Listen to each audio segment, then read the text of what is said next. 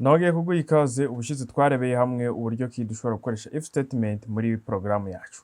Ndaguha urugero kuri iyi porogaramu dufite, twari twarebye niba umuntu ashobora kwinjiza izina akoresheje iyi input function, tukabika iri zina muri iyi variable yitwa izina. Tukareba niba izina ringana Alice, tukasuhuza Alice. Ryaba atari Alice ntitumusuhuze. Reka twongere turaninga iyi porogaramu, twongere twibutse ibyo twakoze ubushize. Nituramuka twinjije Alice, tugakanda enter, uri kubona ko turasuhuza Alice. Turamutse twinjije undi utari Alice, dushobora kwinjiza urugero like Peter. Twarangiza tukaraninga porogaramu, uri kubona ko none ntabwo iri gusuhuza Alice. Uyu munsi rero tugiye kurebera hamwe if else muri Python. Ni gute noneho yaramutse atari Alice porogaramu yacu ishobora kugira ubutumwa iha umuyuza.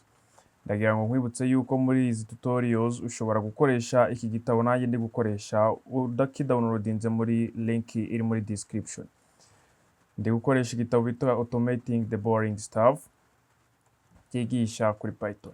Ikindi ndi gukoresha ni iyi Python documentation. Ushobora kujya kuri internet ukasearchinga Python documentation, warangiza ukaza hano ukajya nko kuri iyi topic tugezeho ijyanye na if statement.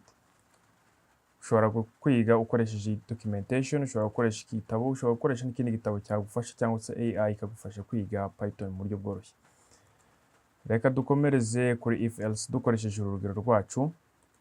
None ubu tugiye kubwira nidusanga ari Alice turamubwira hi Alice, nidusanga atari Alice turamubwira hello stranger, ti urinde. Ubwo ikintu tugiye kongera kuri porogaramu yacu ni iyo bita else statement. Iyo tugiye kongera else statement twabonye ko dusiga icyo twita indent hano. Iyo tugiye kongeraho else statement dukuraho ya indent kuko niyo ibimeze nkaho ifunze condition zacu. Tukandika ijambo else, twarangiza tugashyiraho izi colon, tugakanda enter. Nanone ari gihe editor itayongera igasiga wa mwanya cyangwa se ya indent za space enye, iyo itazisize ubwawe ushobora kuzisigira, ugakanda 1 2 3 4 cyangwa se ukagikanda iyi tab button. Warangiza ukahita uvuga else, tugiye kuvuga print. Ubwo ni ukuvuga ngo igihe ataraba ari Alice niki kiri bube, tugiye gukoresha f string format kugira duformatinge output yacu. Turangiza twandike tuvuge ati wowe urinde.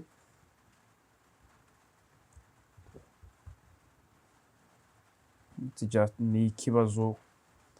Nendangiza ngiye kuraninga porogaramu yanjye ndebe uko bigenda.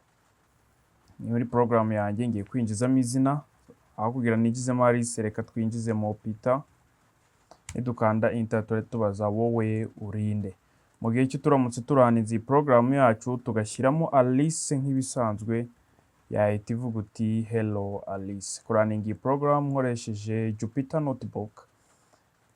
Twabonye muri video zatambutse uburyo wakoresha Jupyter Notebook muri laptop yawe ugakoresha Python ku buntu. Utangira kwikorera porogaramu za mudasobwa zoroshye zimeze nko gukoresha ururimi rw'icyongereza bisanzwe. Niba ukizi wabikoresha nta kibazo.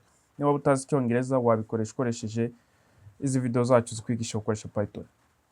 Reka duhure muri video ikurikira tugiye kurebera hamwe nested condition.